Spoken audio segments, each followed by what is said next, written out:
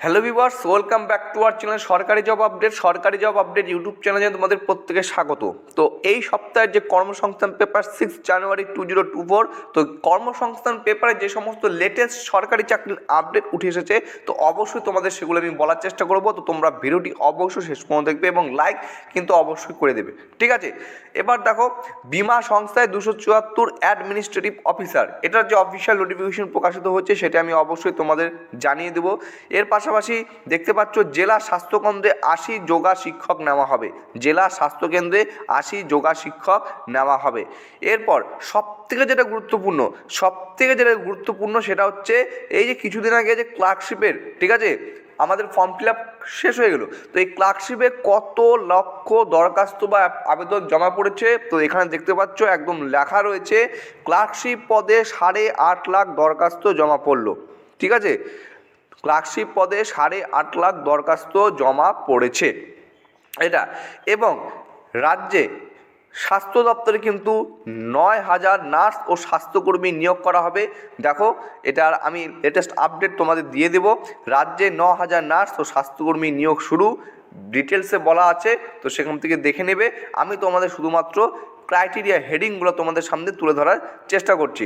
এর পাশাপাশি প্রত্যেকেই বলবো, তোমাদের একটা কথা আমি এখানে বলে রাখবো, যারা ডাব্লিউবিপি কনস্টেবল বা পিএসসি ক্লার্কশিপের যে কোনো এক্সামের জন্য প্রশ্ন নাও কেন, এই যে পেপারটা রয়েছে, এই পেপারটার একটি নির্দিষ্ট জায়গায় দেখো এই যে কিছু প্রশ্ন রয়েছে। এখানে যেমন ফুড সাব ইন্সপেক্টরের প্রচুর প্রশ্ন রয়েছে, ঠিক আছে। এখানে টোটাল কোশ্চেনের সংখ্যা হচ্ছে 50টি, ঠিক আছে। এখানে অনেক 67 না 100টি কোশ্চেন রয়েছে। তো 100টি এখানে কোশ্চেন রয়েছে, অঙ্কের সলভগুলো করে দেওয়া রয়েছে। তো তোমরা তোমাদের প্রত্যেকেই একটা কথা আমি বলবো, এগুলো তোমরা করবে।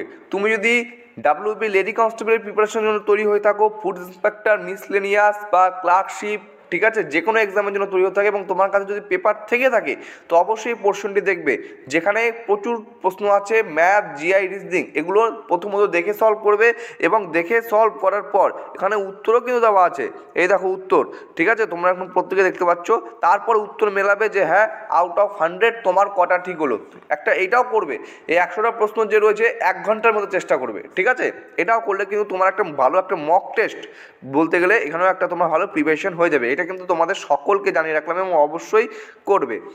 এবং বিভিন্ন চাকরির আপডেটের মধ্যে আমরা যদি প্রথমত পুলিশের চাকরির আপডেটের একটু নেই, তো এখানে একজন বলা হয়েছে যে পশ্চিমবঙ্গ পুলিশের লেডি কনস্টেবল, এটা সবাই জানো 21 জানুয়ারি পরীক্ষা হবে।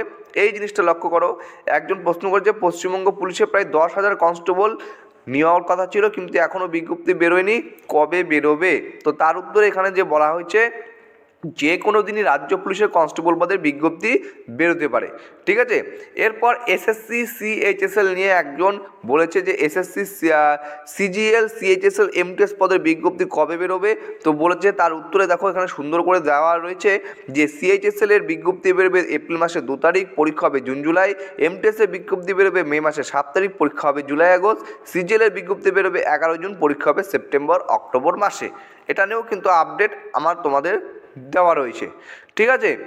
এরপর যেটা দেখলে রেলের চাকরি, রেলের যে কোনো বিভাগে কাজের জন্য মাধ্যমিক উচ্চ মাধ্যমিক পাশ হলে চলবে না, টেকনিক্যাল কোনো যোগ্যতা লাগবে।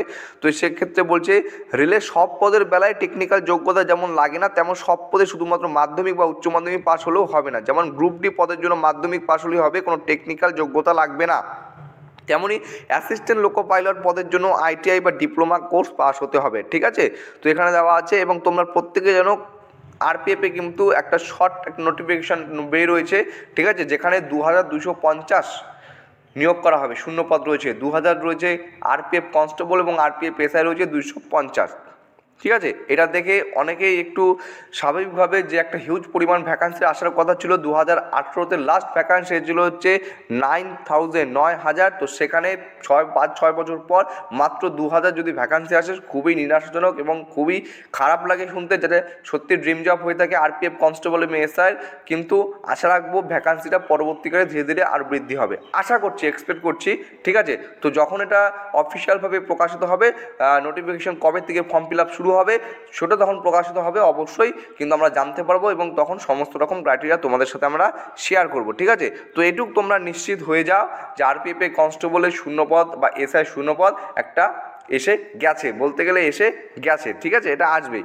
আর এর পাশাপাশি শুধু আরপিএফ কনস্টেবল নয়, আর একটা কথা বলে রাখছি, শুধু আরপিএফ কনস্টেবল নয়, রেলের গ্রুপ ডি, এনটিপিসি, এর পাশাপাশি এলপি টেকনিশিয়ান যে রয়েছে এই পদের ক্ষেত্রেও কিন্তু প্রচুর পরিমাণে শূন্যপদ আসবে। কারণ লাস্ট রিক্রুটমেন্ট 2018-19 হয়েছিল, 5 থেকে 6 বছর মাঝখানে ফাঁকা পড়ে গেছে, এর মাধ্যমে করোনা ছিল, কোনো রকম রিক্রুট হয়নি, তোমরা প্রত্যেকে জানো। তো সেক্ষেত্রে আশা করা যায় নতুন কোনো আপডেট আসলেও আসতে পারে, যদি এসে থাকে তো সেটা তোমাদের শেয়ার করব, ঠিক আছে। তো চলো, এই ছিল আজকে সংক্ষিপ্ত ভিডিও, ঠিক আছে।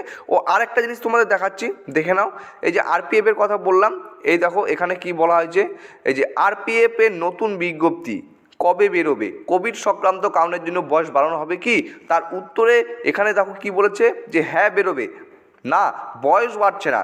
আরপিএফের কনস্টেবল পদের বেলায় বয়স হতে হবে 18 থেকে 25 বছর, কনস্টেবল এবং সাব ইন্সপেক্টরের ক্ষেত্রে বয়স হতে হবে 20 থেকে 25 বছর। জানো যে গতকাল যেটা নোটিফিকেশান প্রকাশিত হয়েছে সেখানেও কিন্তু সেম রকম ছিল, কোনো এজের কোনো সেক্ষেত্রে কোনো ছাড় ছিল না, ঠিক আছে।